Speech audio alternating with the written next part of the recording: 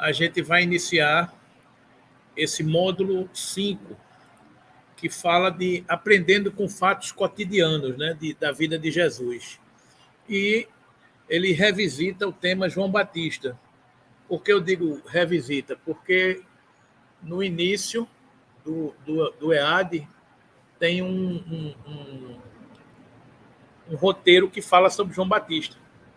Então, aqui ele revisita esse tema João Batista, né?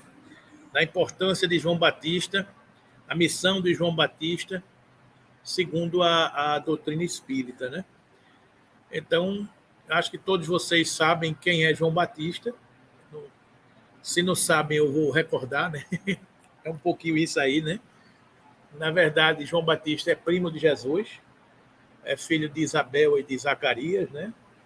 Então, a gente vai estudar na manhã de hoje exatamente a importância do contexto histórico na vida de Jesus, de João Batista, né? Porque alguns pontos que ele coloca nesse capítulo é que o verdadeiro missionário de Deus tem de justificar pela sua superioridade, pelas suas virtudes, pela grandeza, pelo resultado e pela influência moralizadora de suas obras, a missão de que se diz portador.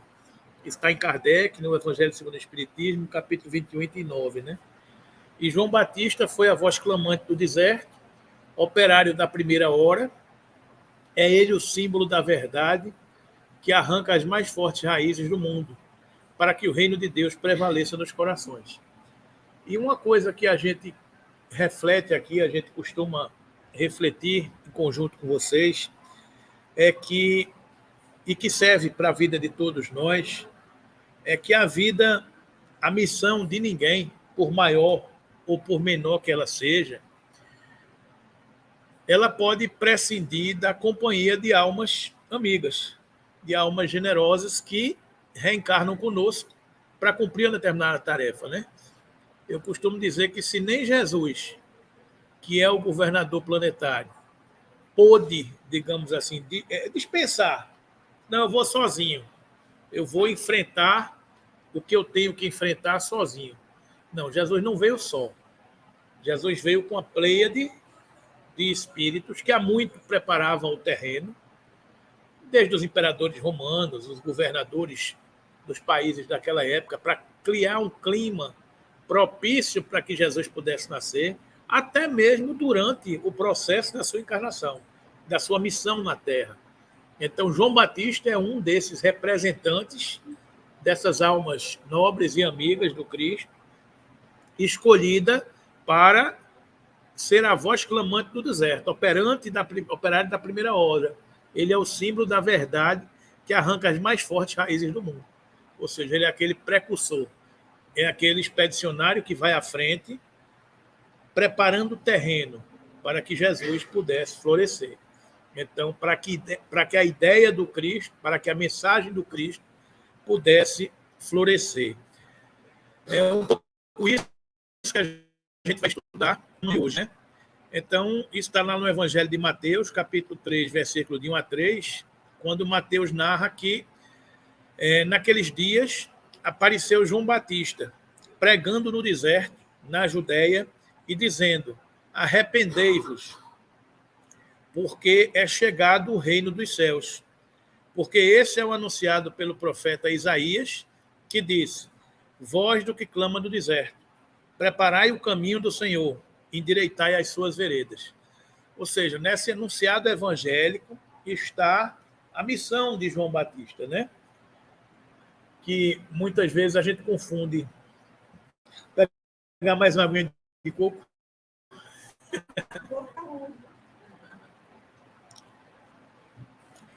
Aí está a missão de João Batista, né? Pregando no deserto da Judéia, dizendo: arrependei-vos. Ou seja, a gente vai estudar um pouquinho aqui, particularmente a questão 1000 do Livro dos Espíritos, nesse aspecto do arrependei-vos. João Batista chega abrindo caminhos e dizendo ao povo daquele tempo: arrependei-vos, porque é chegado o reino dos céus. Ou seja, preparem-se, arrependam-se, modifiquem-se, porque é chegado o reino dos céus. preparem o terreno para que essa semente possa brotar em seus corações, né? Porque esse é o anunciado pelo profeta Isaías. Entre Moisés e Jesus houveram vários profetas. Isaías é um desses, que disse: voz do que clama do deserto, preparai o caminho do Senhor, endireitai as suas veredas. Nesse anunciado de Isaías, séculos antes de Cristo, já estava previsto um planejamento superior, de que João Batista viria, pregaria no deserto e prepararia o caminho do Senhor. Ou seja, sempre há um planejamento superior das ideias que são implementadas, digamos assim, nas nossas jornadas, né? E eu, em verdade, vos batizo com a água para o arrependimento, mas aquele que vem após mim é mais poderoso do que eu. Não sou digno de levar as suas sandálias.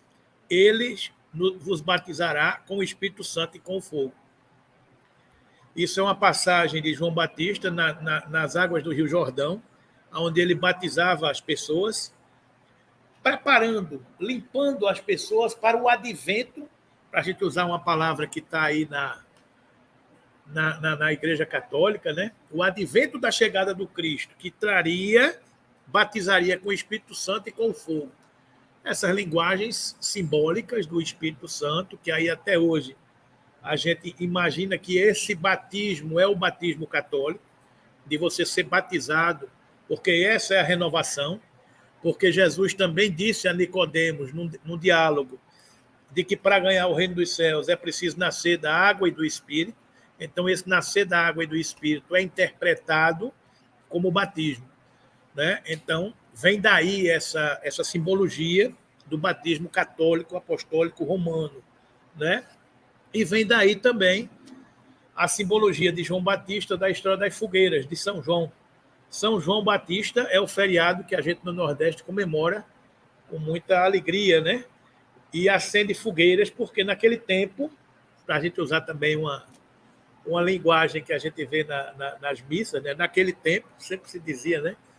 Naquele tempo, a prima de Maria, que é a mãe de João Batista, Isabel, e Maria, a mãe de Jesus, eram primas.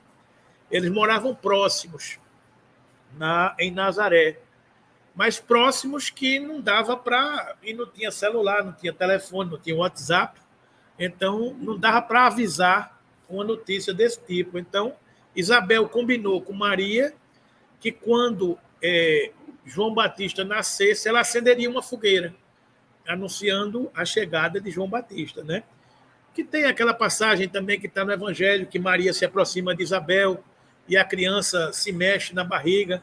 Aí tem aquele texto lindo que até que Bach gravou aquela belíssima sonata, né, o Magnificat Maria, que conta a história desse encontro, dessas almas que vão receber João Batista e Jesus, que a gente vai ver um pouco aqui a história do encontro dessas almas, né? Então aqui ele diz que João Batista prepara os caminhos, mas aquele que virá após mim, eu não sou digno de lavar as suas alpercatas, as suas sandálias, né?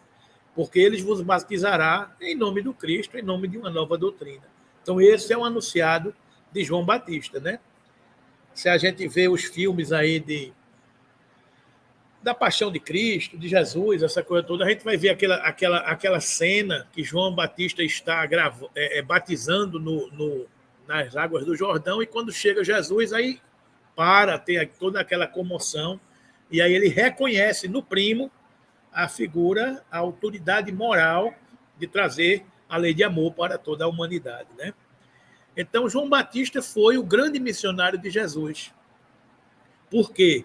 O verdadeiro missionário de Deus tem de se justificar, é aquilo que a gente leu agora há pouco, pela sua grandeza, pela sua superioridade, pelas suas virtudes, pelo resultado e pela influência moralizadora de suas obras, a missão de que se diz portador. Ou seja, ninguém é missionário de uma tarefa, de uma jornada, e que não dê testemunho de tudo isso que está fazendo, que está passando, né? Então, João Batista deu esse testemunho. Enquanto encarnado na Terra, ele deu esse testemunho, né? E tem uma passagem que eu acho lindo, quando João Batista foi preso por Herodes, né? Que foi a pedido de sua esposa, por influência de sua filha, Salomé, e ela pedia numa daquelas festas de Herodes, né?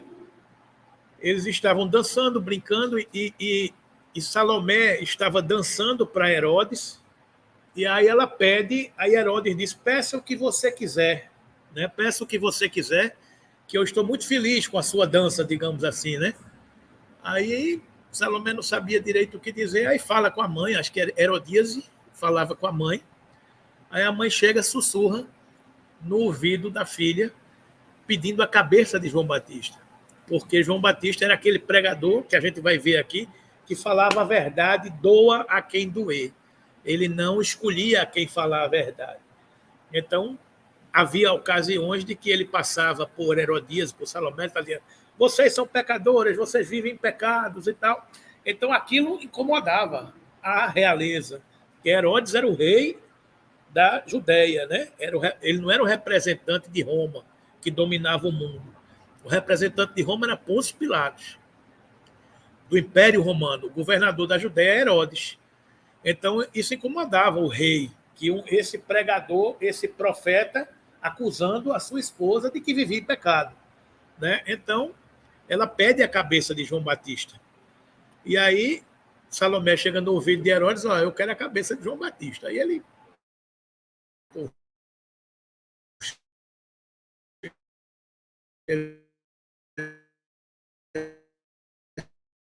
já tinha prometido prender João Batista e depois preparar para cortar a cabeça de João Batista e entregar numa bandeja. Foi assim que aconteceu. Narram as fofocas espirituais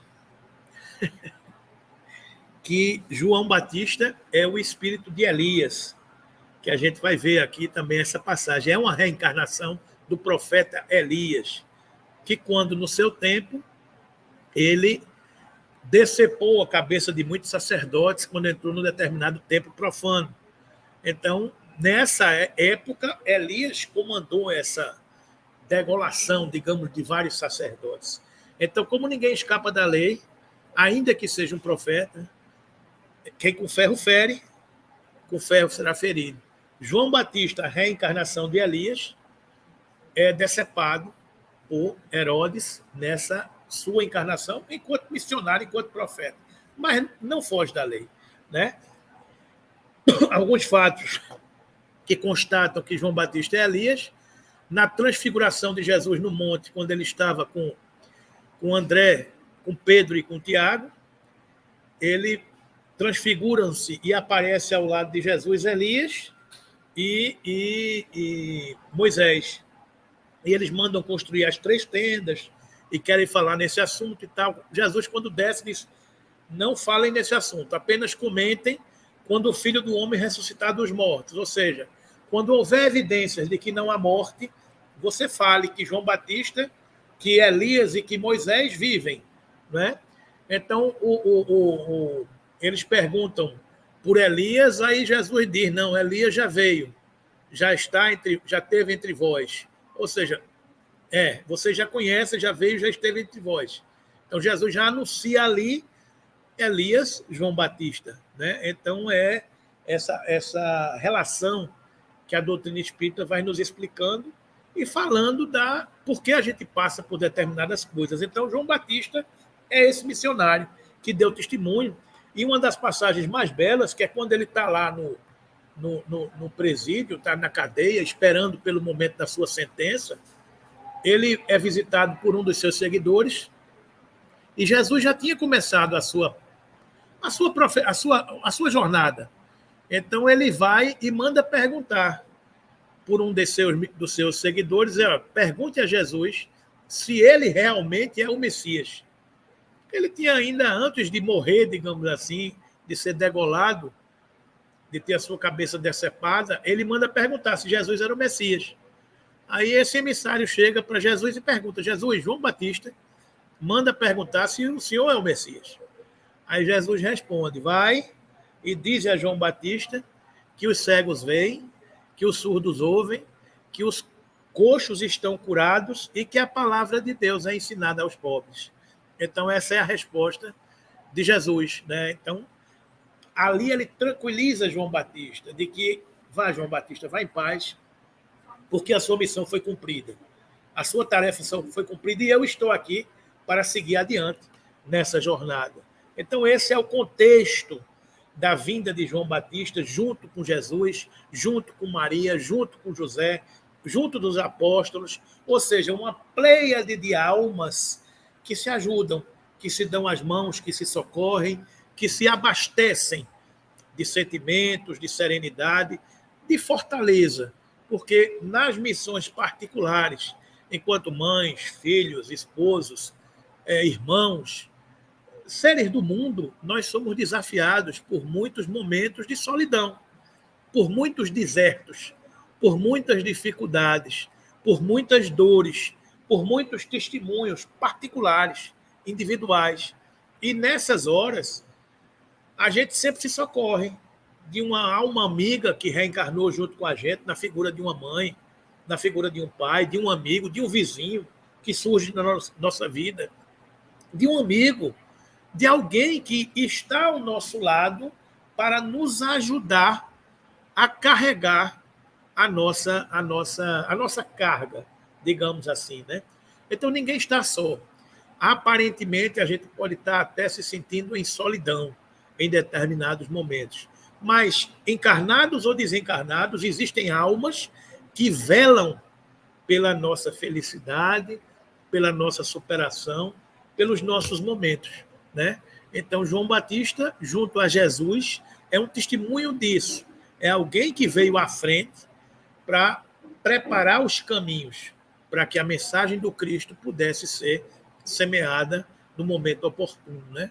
Então fica essa grande lição para todos nós de que não estamos sós. Sempre temos almas amigas e nobres que reencarnam junto conosco ou que velam por nós no mundo espiritual, onde quer que elas estejam, né? A gente está sempre tomando conta um dos outros. A gente sempre tem um amigo distante, uma pessoa que surge na nossa vida. Quando a gente liga, diz, fulano, eu estou ligando. Para quê? Nada, só para ouvir sua voz, para dizer que eu estou aqui, né? Ou seja, é a presença daquela alma amiga que sintoniza conosco e diz que não vai te deixar só, né? Então, muitas vezes a gente não entende o comprometimento que uma alma tem com a outra, na figura de um irmão, na figura de um filho que cuida dos pais, na figura de uma mãe que cuida de um filho, de uma ex-esposa que cuida de um ex-marido, de um ex-marido que cuida de uma ex-esposa, de uma mulher que cuida de um sogro. Tem relações que a gente não entende de onde vem e como se explica, né? Uma tia que cuida de uma sobrinha, uma avó que cuida de um neto, um filho adotado que chega na vida de alguém. Ou seja, são links, relacionamentos que a gente não consegue compreender.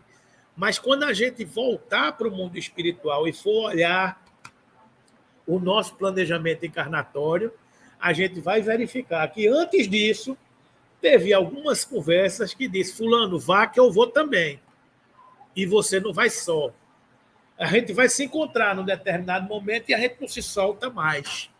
Por quê? Porque é aquela história, ninguém fica para trás. E num determinado momento a gente vê almas que dão esse testemunho. E aí a gente chega no alto da nossa sabedoria, aí diz assim, fulano, por que tu não larga disso? Não já passou na tua vida? Aí a pessoa diz, mas rapaz, eu não posso. Porque no íntimo, ele sabe o comprometimento que ele tem. No íntimo, ele sabe o testemunho que ele deu. Eu tenho um amigo que tem um problema familiar de doença, de superação, e que às vezes as pessoas falam, rapaz, mas fulano não revida dele. Ou seja, uma pessoa que para a sua vida para renunciar, para cuidar, aquilo é compromisso de almas. Que uma alma escolher uma prova pesada, uma expiação pesada, mas ela só escolheu aquela prova e aquela expiação pesada porque aquela sua alma amiga disse, vá que eu estou aqui. Vença a sua prova que eu estarei ao seu lado todas as vezes que você precisar. Então é por isso que essas almas não largam, não saem de perto, porque dão o testemunho da sua missão. A missão de um é cumprir a prova, o resgate. A missão do outro é dar o suporte para que ele consiga vencer, né? Em vaquejada, a gente diz que é a esteira, né? Aquela esteira é aquele cavaleiro que corre junto do boi para poder segurar o boi, para deixar o boi não fugir.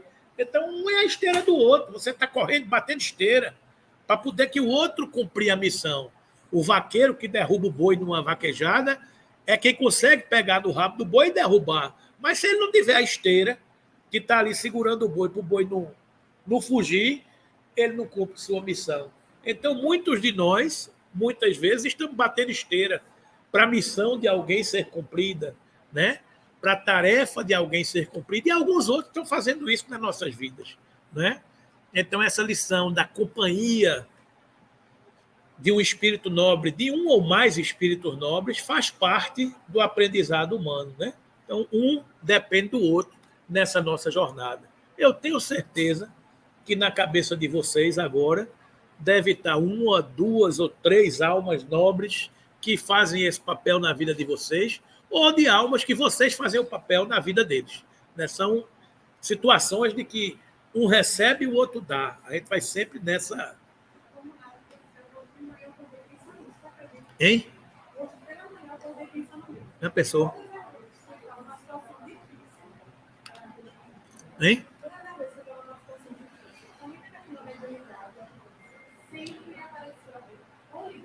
Alguém. É.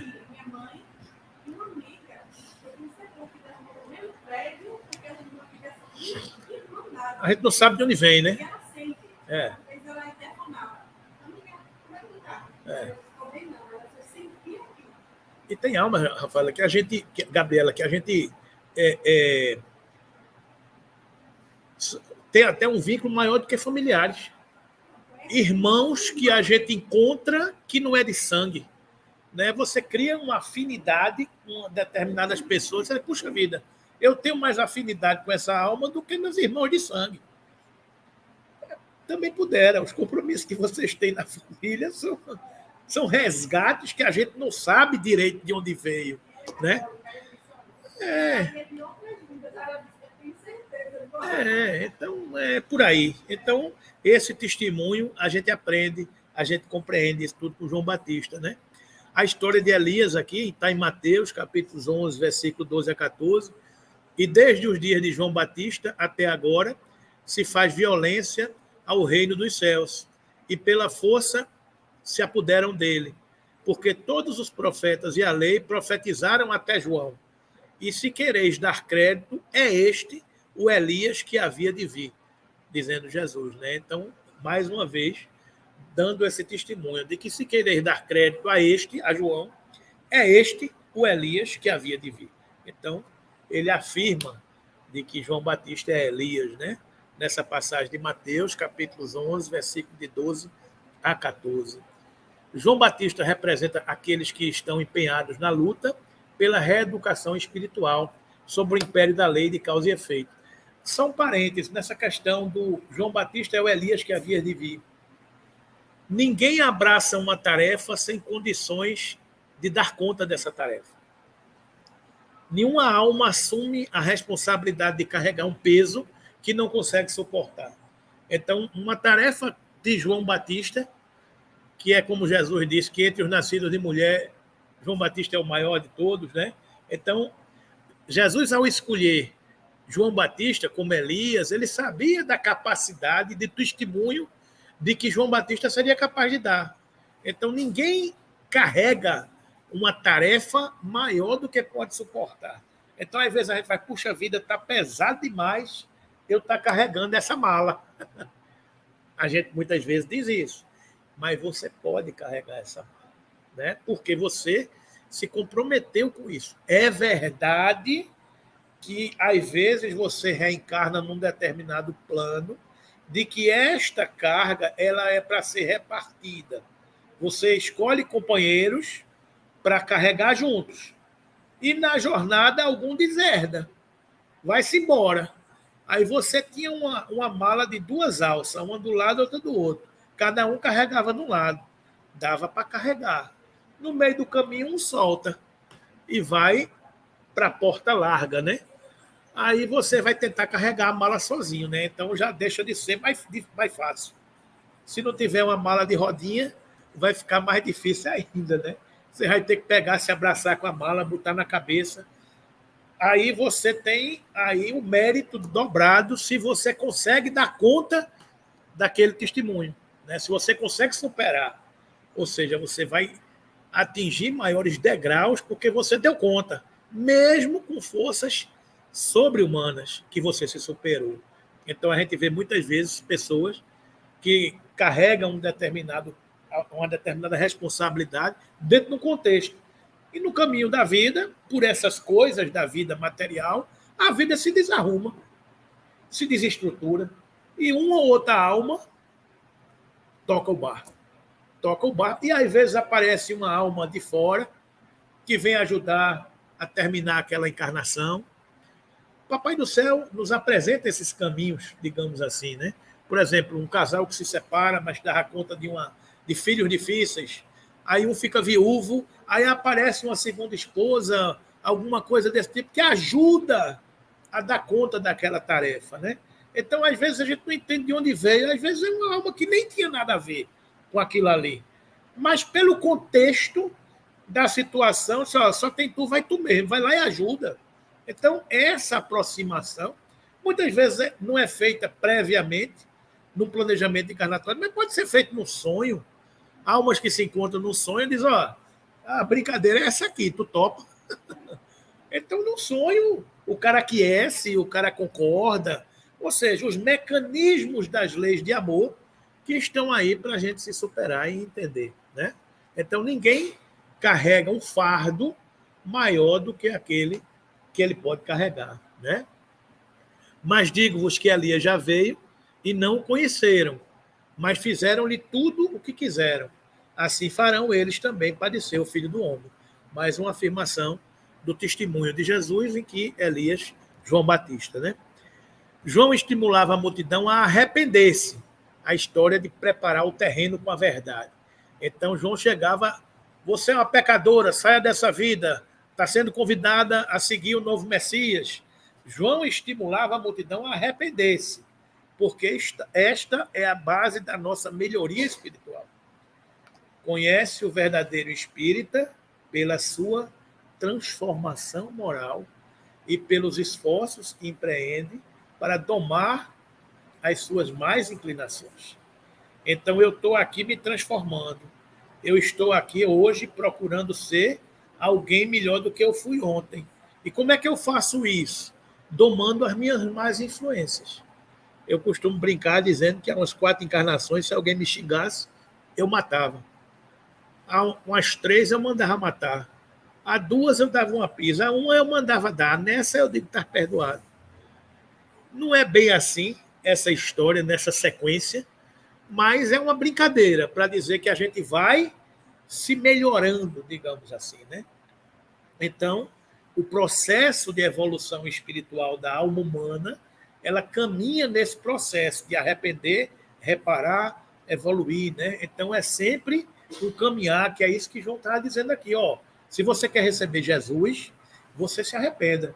Pegou uma mamadeirazinha pequena. É água de coco. Muito bem. Eita, meu Deus. Então, tá bom. Então, o processo da alma humana é esse, é o arrependimento. Você arrepende, você repara, você expia, você evolui. Então, é um ciclo que a gente vai estudar aqui.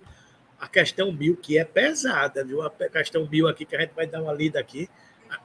Número 1000 do Livro dos Espíritos. É pesadinha. A gente vai dar uma olhadinha nela aqui, mas vamos lá. Para que cada qual trabalhe na sua purificação, reprima as más tendências e domine as paixões. Preciso se faz que abdique das vantagens imediatas em prol do futuro. Não basta crer, mas compreender. Ou seja, o processo de evolução da gente, a gente precisa desse burilamento, dessa transformação, para a gente poder internalizar tudo isso, né? Eu não consigo me transformar pelo fenômeno. Eu não chego aqui numa casa espírita, vou ver um espírito incorporado, não sei o quê. Isso, às vezes, encanta, é interessante, mas o que toca é a razão. O que toca é o coração. O que toca é a gente se sensibilizar diante daquele processo de se transformar. Né? Senão a gente não internaliza. Não basta crer, mas compreender. Compreender por que eu preciso passar por essa transformação. Por que eu estou nessa caminhada. Não é? Devemos considerar essa vida, a espiritual, debaixo de um ponto de vista que satisfaça ao mesmo tempo a razão, a lógica, ao bom senso e ao conceito que temos da grandeza, da bondade e da justiça de Deus. Ou seja, se a gente se revoltar com a vida, a gente começa a andar na contramão. Se a gente começa a compreender o mecanismo da vida, das leis que governam a vida, fica mais fácil da gente caminhar. A gente entender as nossas dores, os nossos pendores, os nossos relacionamentos, as nossas dificuldades, fica muito mais fácil. Por exemplo, ainda ontem eu estava numa reunião mediúnica e a médium dizia: eu estou vendo uma moça muito bonita presa numa grade, uma moça linda, e eu estou olhando para ela, eu disse: vamos conversar. Aí o espírito veio. Aí ela vinha com muita amargura, dizia: na próxima encarnação eu quero ser horrível.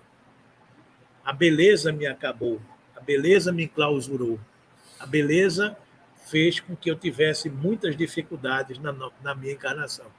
As pessoas se aproximavam de mim pela beleza. Então, a prova da beleza física é uma prova muito pesada.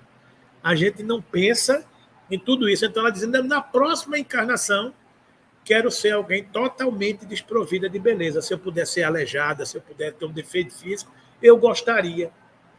Tamanha as dificuldades que a beleza física fez com que ela provocasse. Cobiça, poder, vaidade, dificuldades de relacionamento com N pessoas. Talvez não se mataram por causa dela ou da... Então, coisas que acontecem nas nossas jornadas que a gente não imagina. Né? Então, a gente entender o contexto de uma encarnação, o contexto de uma existência, de uma prova, de um planejamento, nos faz entender melhor a jornada. Né? Pois não.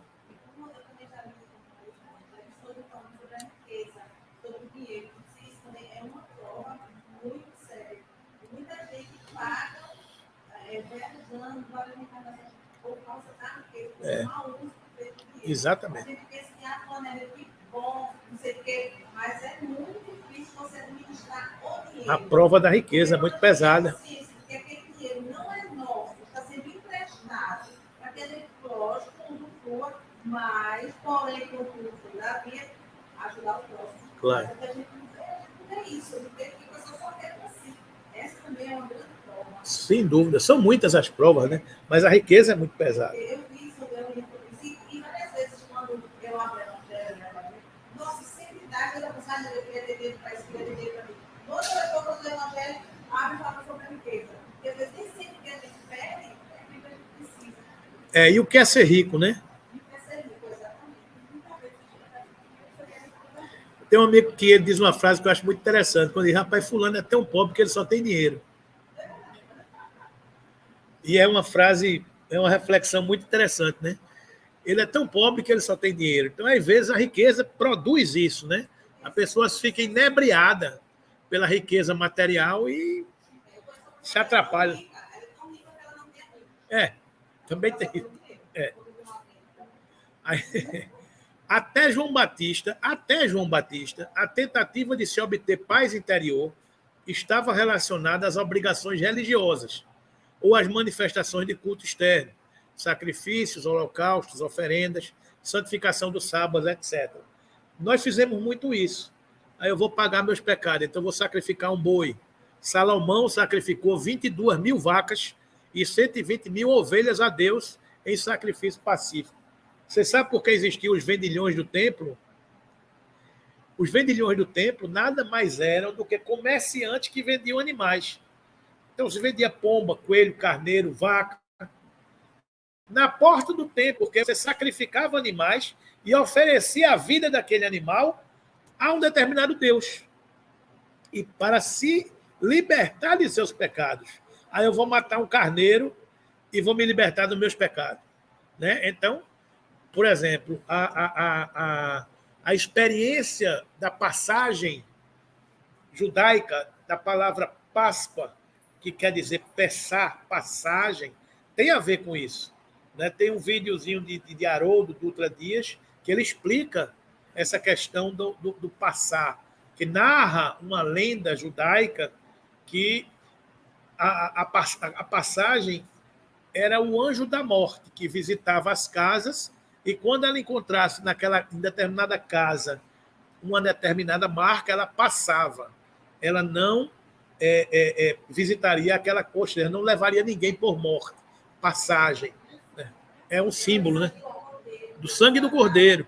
Aí ele narra a história de que uma família convivia com o cordeiro e a partir do momento que o cordeiro começava a viver com aquela família, ele se apegava ao carneirinho. E quando chegava num determinado momento, eles matavam o cordeiro. E para quê? Para sentir o sacrifício da perda. E com o sangue desse cordeiro, eles marcavam a porta da casa, para que quando viesse o anjo da morte, ele passasse. Por quê? Porque aquela família passou pelo sacrifício de perder alguma coisa do que eles tinham se apaixonado.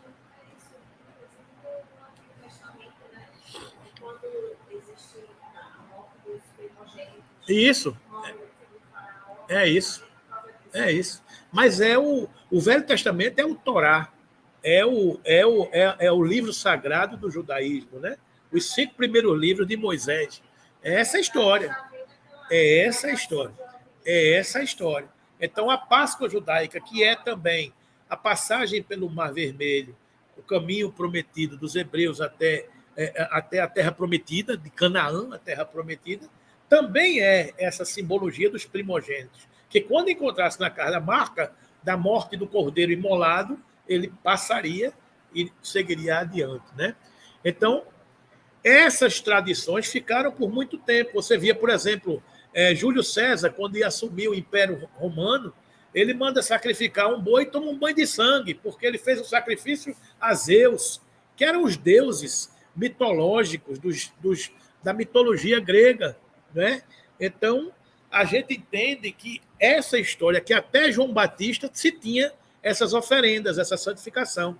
E nos templos de Salomão, de Jerusalém, quando Jesus chega na porta do templo e que expulsa os vendilhões, faz, eu estou pensando que na minha casa do meu pai é o quê?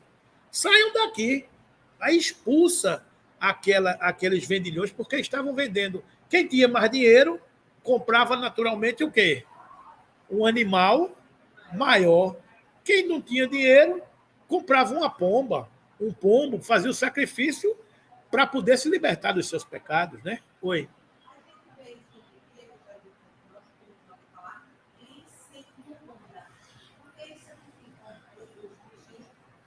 As oferendas, né?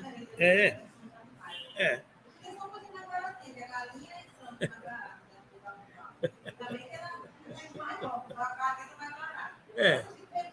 São as oferendas. Então é o que Jesus está dizendo aqui. Até João Batista.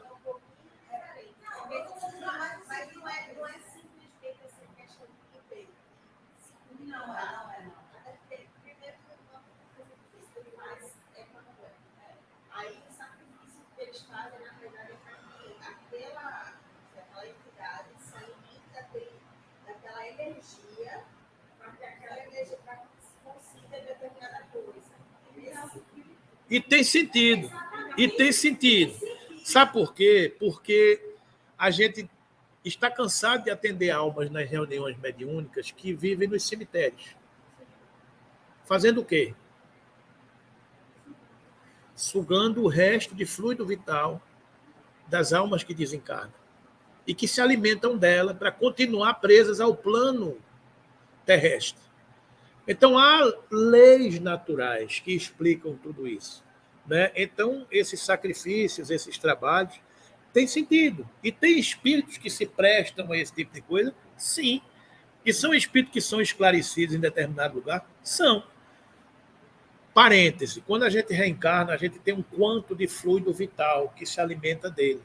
Quando a gente desencarna, pode ser que tenha um resto de fluido vital no tanque, que é no duplo etéreo.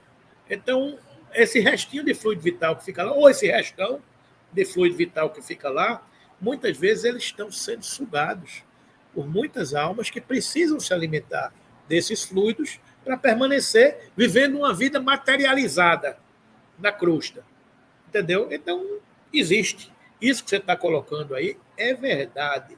O fluido vital também está presente em animais, em outras coisas desse tipo, que se alimentam disso.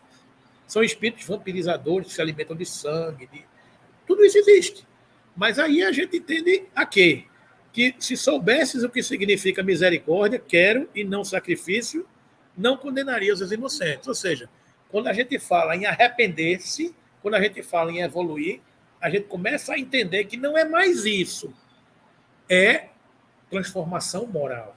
É pessoalmente eu me transformar. Eu não tenho que sacrificar animais, nem ninguém. Eu tenho que me sacrificar pelo meu processo de transformação.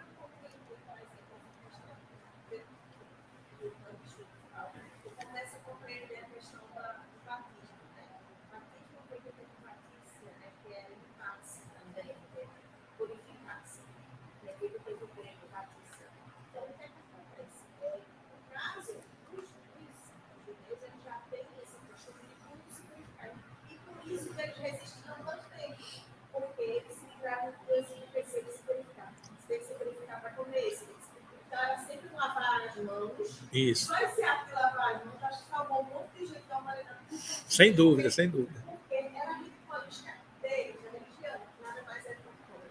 Claro. Então, o João Batista ele fez isso apenas para purificar-se, para que se virasse um pouco, porque querendo ou não, o próprio Cristo, acho que o Senhor falou aqui, para falar com parábolas, as pessoas eram ignorantes. As pessoas não, nós, né? Que era nós que estava lá. Não, sabe por que eu digo isso? É porque muitas vezes a gente comete o... Não, é porque às vezes a gente fala do passado como se a gente não tivesse participado dele. A gente tivesse chegado só no mundo transformado. Não, a gente ajudou a esta transição. Mas você tem razão, a começar da circuncisão. Você, quando nascia, você tinha que cortar o prepúcio para poder ser uma criança purificada, jovem.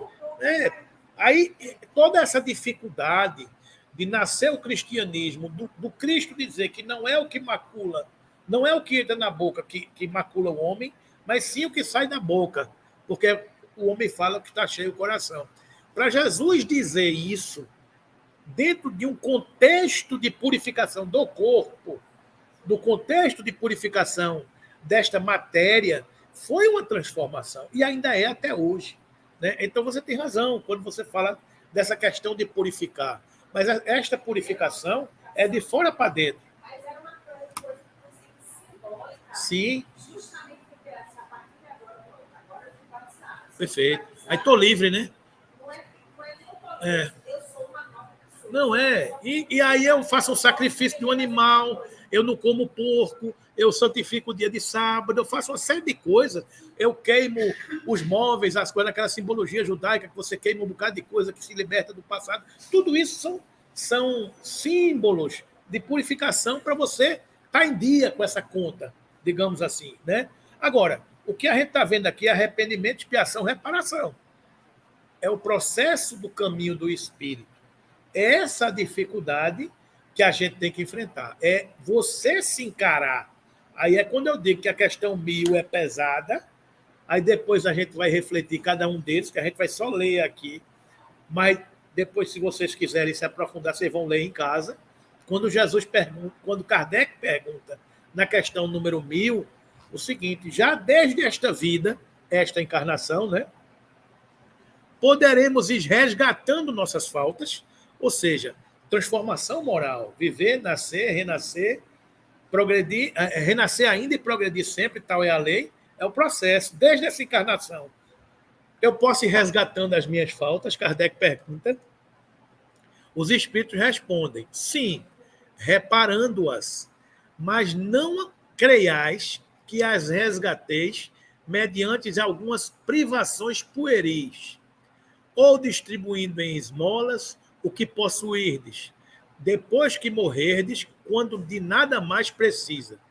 Aí ele começa a dar porrada na reta. Né? Diz, você vai deixar uma herança aí, mas depois que você morrer, não pense não. É o que ele está dizendo, né? Deus não dá valor a um arrependimento estéril, sempre fácil e que apenas custa o esforço de bater no peito. A perda de um dedo mínimo, quando se esteja prestando um serviço, apaga mais faltas do que o suplício da carne suportado durante anos com objetivo exclusivamente pessoal. Aí ele dá logo uma porrada em mim, que fui muito tempo religioso e que fazia os meus flagelos, né? Em mim, que eu estou dizendo é porque todos nós vivenciamos essa história. Eu estou apenas mencionando aqui o que o Espírito está dizendo. Perder um dedo trabalhando apaga muito mais faltas do que passar uma vida se penitenciando. É o que os Espíritos estão dizendo aqui, né? Só por meio do bem se repara o mal. E a reparação nenhum mérito apresenta, se não atinge o homem nem no seu orgulho, nem nos seus interesses materiais. A reparação não atinge o homem, se não atinge cada um no seu orgulho ou nos seus interesses materiais. De que serve para a sua justificação que restitua depois de morrer os bens mal adquiridos, quando se lhe tornaram inúteis e deles tirou todo o proveito? É uma reflexão que o Espírito coloca na cabeça da humanidade, né? De que lhe serve privar-se de alguns gozos fúteis, de algumas superfluidades, se permanece integral o dano que causou a outrem. De que lhe serve, finalmente, humilhar-se diante de Deus, se perante os homens conserva o seu orgulho. Né? Então, espírito superior não alisa ninguém. Né? Então, eles dão a verdade, doa a quem doer. Então, está aí a reflexão da gente entender esse processo de resgate, de ir resgatando as nossas falhas, as nossas faltas. E o caminho é esse, transformação moral. Sermos hoje almas melhores do que já fomos ontem. É verdade que a gente, nessa encarnação, não vai ser igual a Jesus. Não tem como. É um caminhar. Mas, aos poucos, a gente vai se libertando das nossas mazelas e vai se tornando criaturas melhores do que já fomos. Né? Então, fica aí a reflexão. E eu acho que não vai dar tempo, porque já são 9h25, né? Eu trouxe para a gente ler aqui esse capítulo 2 do livro Boa Nova, que ele fala de Jesus e o precursor. Eu vou dar uma lida aqui até onde der, vamos lá. Esse livro de Humberto de Campos, Boa Nova, eu acho ele muito interessante, que é uma visão como se fosse de um escritor, de uma pessoa que narra uma história que ele teve acesso a determinados arquivos, ou mediunicamente, ou no mundo espiritual, ele acessou essas informações para narrar determinados detalhes de determinadas passagens que a gente toma conhecimento pelos evangelhos. Né? Então, aqui ele narra a história de Jesus e de João Batista. Capítulo 2 do livro Boa Nova, quando ele diz: após a famosa apresentação de Jesus aos doutores do Templo de Jerusalém, Maria recebeu a visita de Isabel e de seu filho, em sua casinha pobre de Nazaré.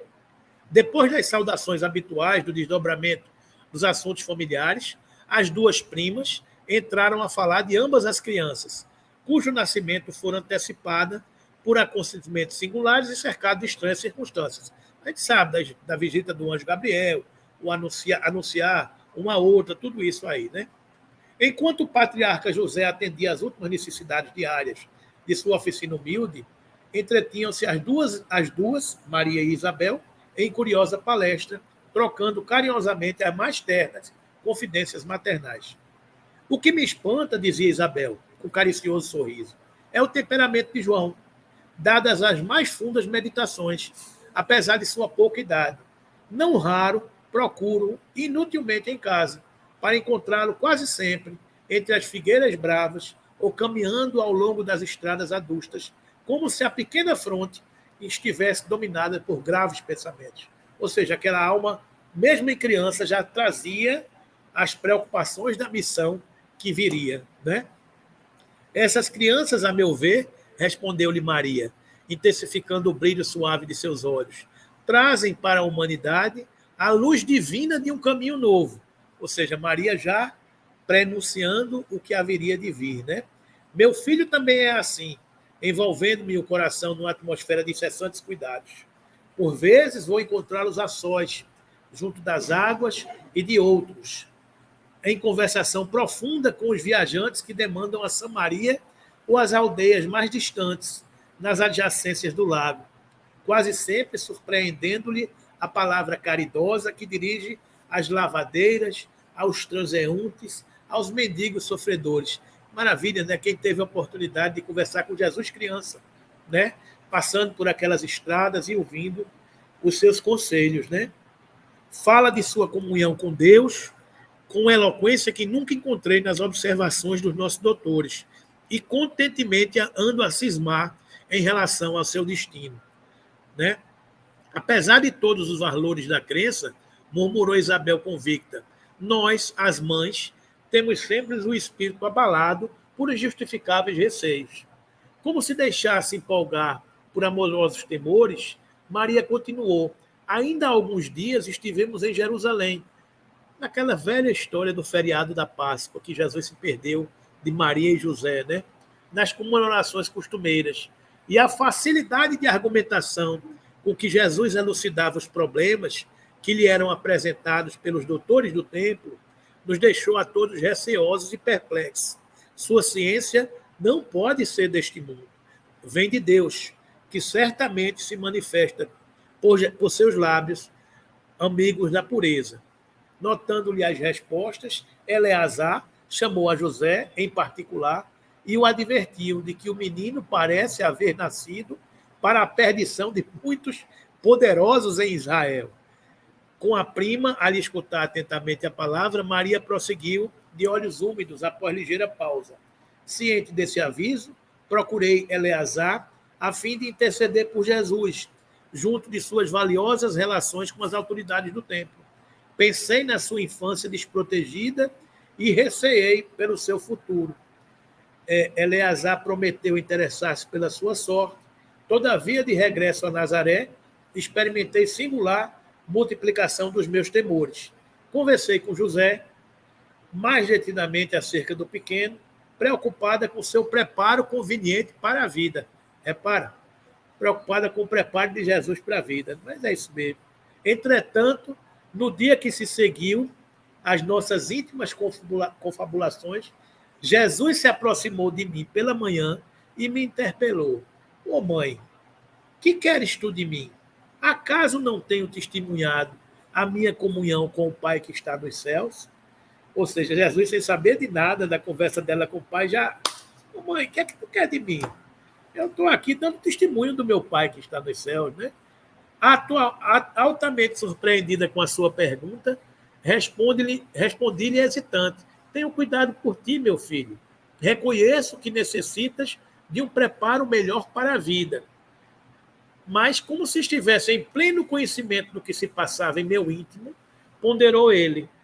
Mãe, toda preparação útil e generosa no mundo é preciosa. Entretanto, eu já estou com Deus. Meu Pai, porém, deseja de nós toda a exemplificação que seja boa, e eu escolherei desse modo a escola melhor. É Jesus, né? Vai só no mesmo dia, embora soubesse das belas promessas que os doutores do templo fizeram na sua presença a seu respeito, Jesus aproximou-se de José e lhe pediu com humildade o admitisse em seus trabalhos.